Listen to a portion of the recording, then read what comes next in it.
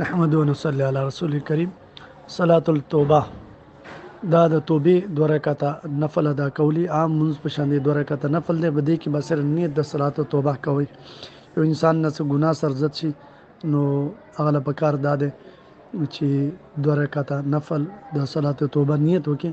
اسیم د الفاظ سره د توبې الفاظ ادا کېدل شي، څنګه چې استغفر الله الذي لا اله الا هو الحي القيوم واتوب الیه، یا استغفر الله ربي من كل ذنب واتوب الیه.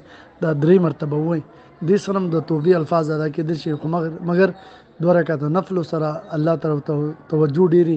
اوس ځان دې 2 رکعاته نفل کوي، دا غینه مخکې د 10 په صحیح طریقې وکي او به د 2 رکعاته نفل د صلات توبه نیت وکي.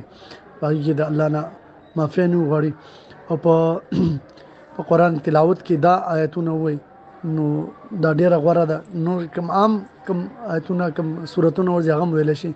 والذین اذا فعلوا فاحشه او ظلموا انفسهم ذكروا الله فاستغفروا لذنوبهم الى اخره. نو دام ویل شي دین علاوه کوم سوراتونه درځي انسان ورځي نو هغه ادا کول شي. او به چې 2 رکعاته نفل نیت او منځ وکړو او الله نه رسول به الله نه وغواړي او باقي کې د راتون کې دوباره د ګناو نه بچ کېدل او پخته اراده وکړي چې زبانه دوباره د سی ګنا نه کوم. دا صلات توبه طریقه او دغه مختصر فضایل. السلام علیکم.